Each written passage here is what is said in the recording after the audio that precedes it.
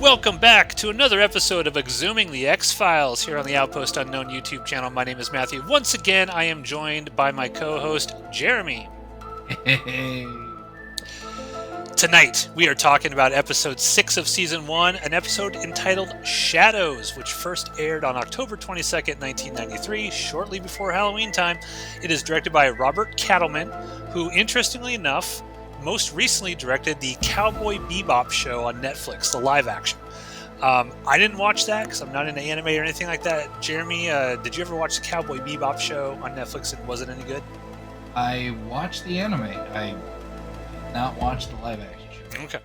Well, this episode was written by Glenn Morgan and James Wong. So these guys are prolific X-Files writers. We shall see if Shadows was one of the high points of their career. What's Shadows all about, Jeremy?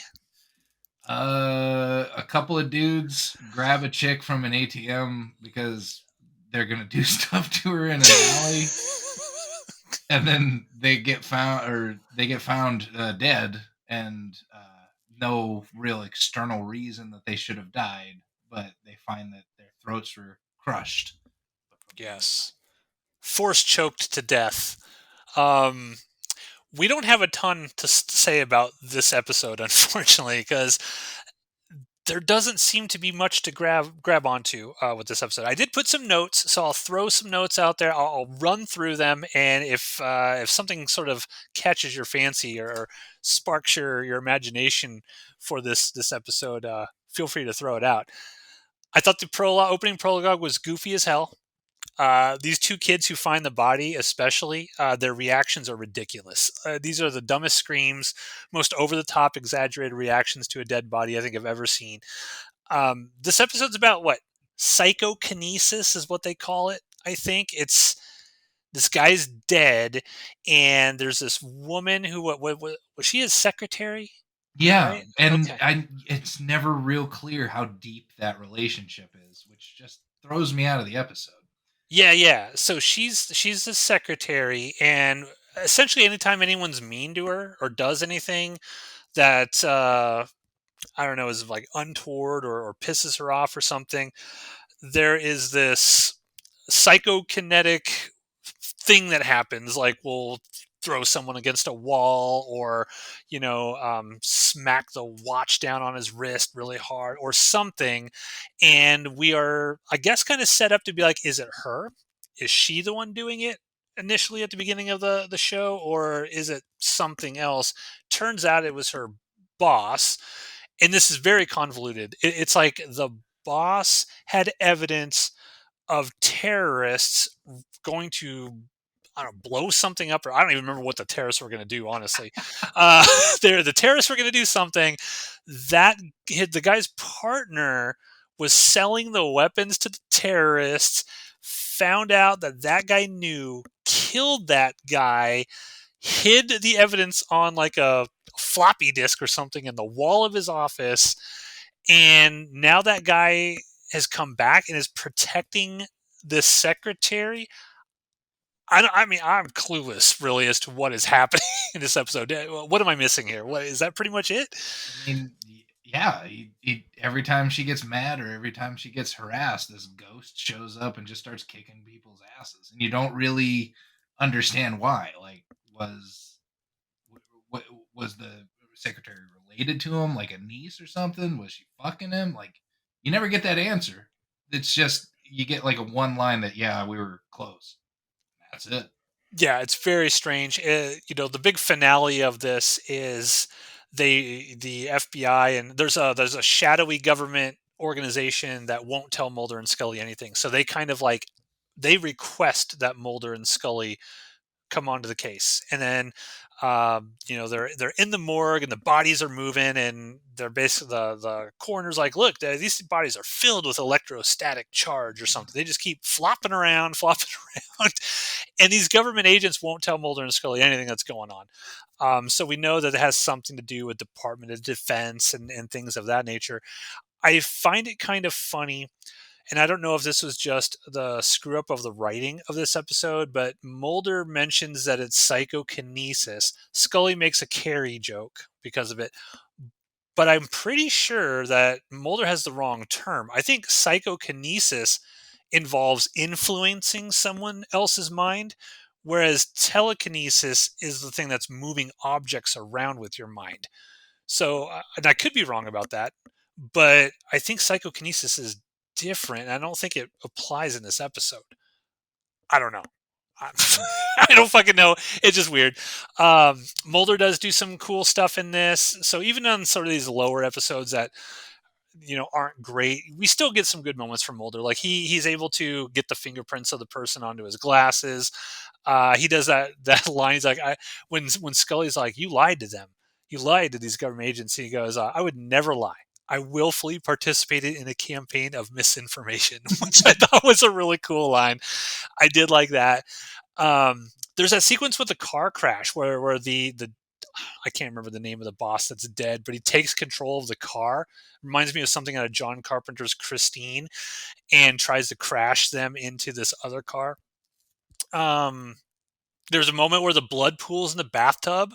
I thought that was kind of cool. I didn't understand why the water was yellow. Like, did the guy piss himself in the bathtub before he slit his wrist? I don't know. More answers we don't get in this episode. There is a moment where where Scully is shocked that Mulder says, "Well, you may be right," and she goes, "You think I might be right?" Which I didn't understand because even in episode one, the pilot, we've already established that Mulder says that she could be right sometimes. So I didn't understand why she was shocked here when he said it. I don't know, man. Like, is there anything you're latching onto here? Anything I'm throwing out that you're latching onto? Absolutely nothing. I'll admit, this is the first episode I've run into yet where I'm just like, I can't wait for this one to be over with. Yeah, This wasn't that good.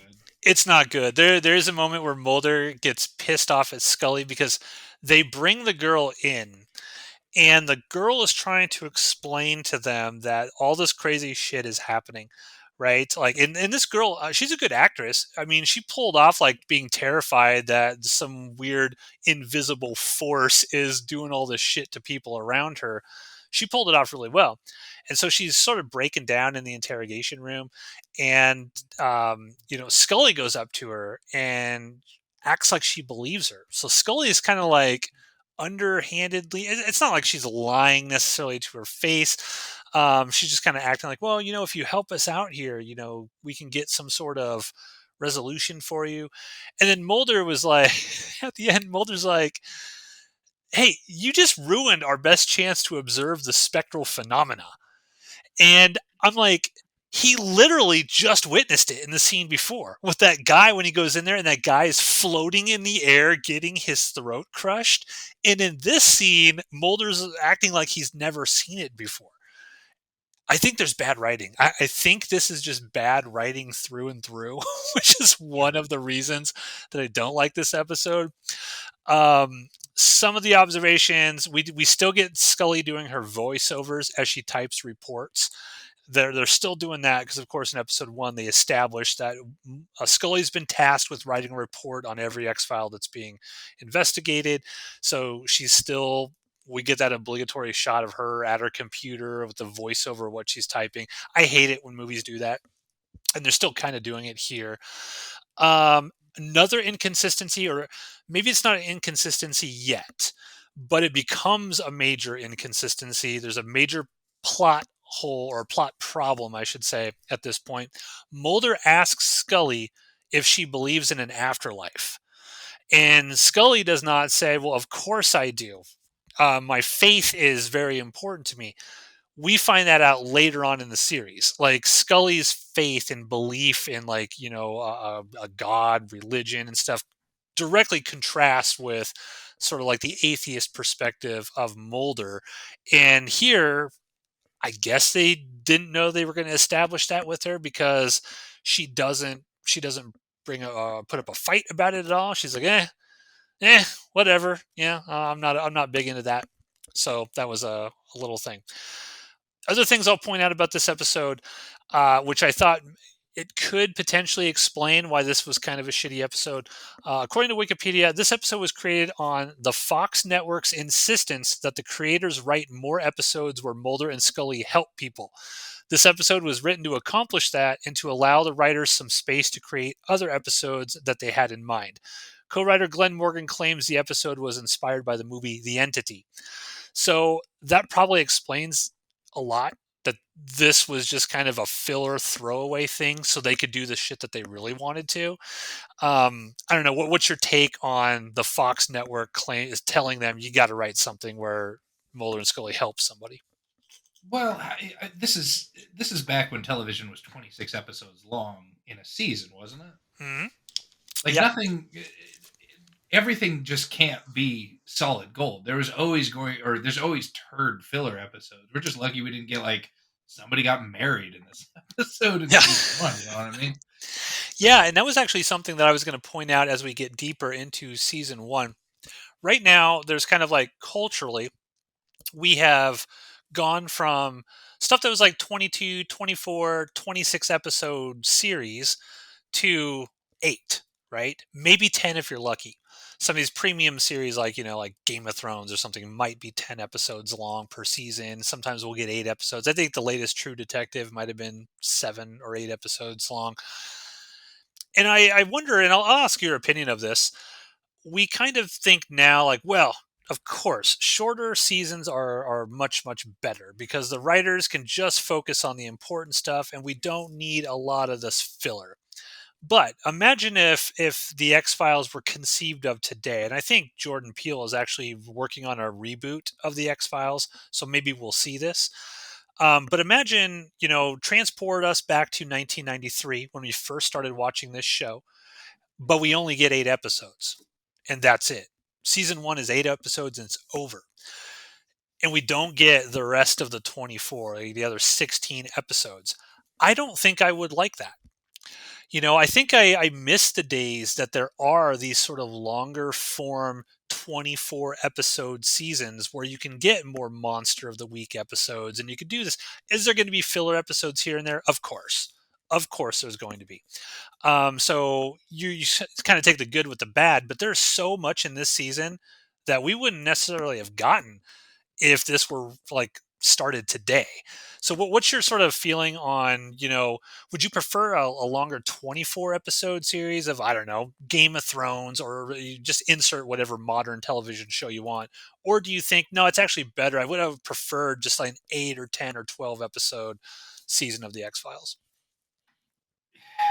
I don't I don't prefer one or the other because I like to see the story told. Just give, whoever's doing the show, like in the case of Game of Thrones, there was source material, there was books, and it was so good that they were allowed to, at least in the first season that I did watch, take their time to get through it.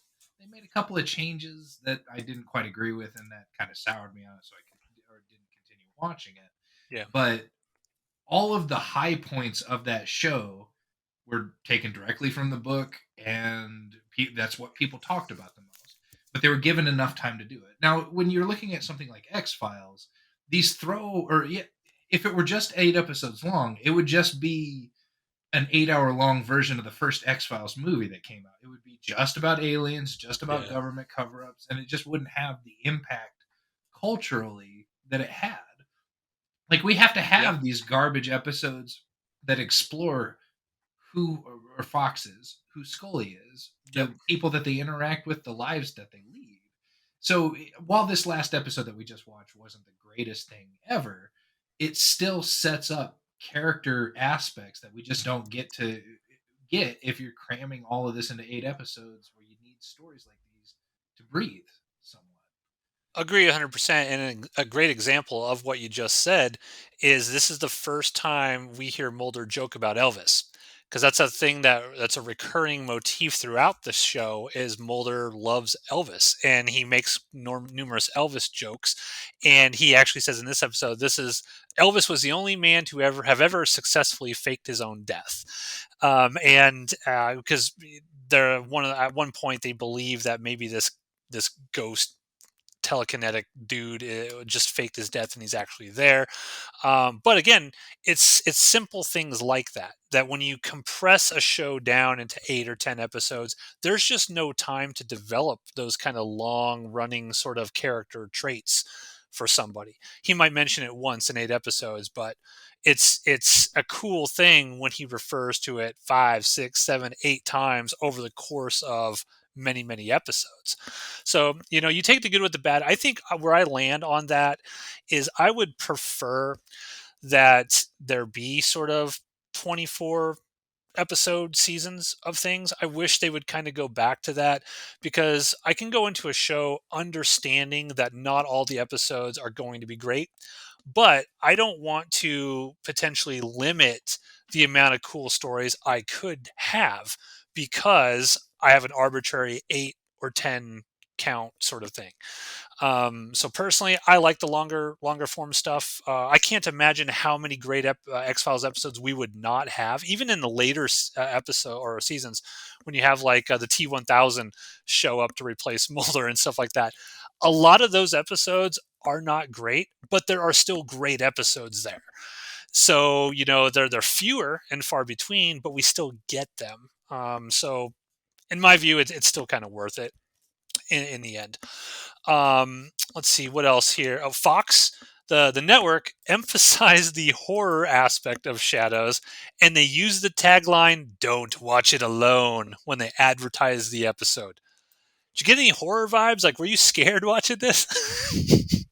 No, no, I was not. I mean, the girl, the scream queen, whatever we want to call her, the gal that they centered this episode around was really good Yeah. at acting afraid. Nobody else did. Yeah, and I don't think that the I don't know if he is a ghost or what, but it wasn't scary. Like, nothing that guy was doing was really scary. There's a moment when doesn't he like yank on a guy's tie or something, like his partner's tie. I think he throw a knife. How does the partner die at the end? Does he, no, the knife is going at him, but then the knife hits the wall. Does the guy, no? Does he get arrested, or does the main businessman die? I can't even remember. I don't either, but I don't think he died. I think he did get arrested. Okay, like they were making it look like he was going to die, but then the ghost went good, and then he throws the knife in the wall, and that's where Mulder finds the disk drive, whatever, Yes. with all the stuff. Yes. And that's an inherent flaw with the episode. If we can't even remember what we just watched, the episode's probably not great. Only other thing I have for a note here that's kind of funny is Mulder does wonder whether or not that the car that comes alive that just kind of drove off by itself and they couldn't control it, whether a poltergeist was actually controlling it. So Mulder's going, he's thinking ghost, could be a ghost, and then Scully makes the "they're here" sort of tagline and quote from Poltergeist, the movie, which I appreciate as a Poltergeist fan. I appreciated that she sort of did that, but this one was rough. This is. Would you say this was the worst one that we've watched this season? Easily so. Okay. That's it, ladies and gentlemen. We don't have a lot to say about this one. So thank you for getting through episode 6, Shadows. Next week, we're diving into episode 7, Ghost in the Machine. Let's see if this one gets any better, or if we're on a downward trajectory here for these early episodes.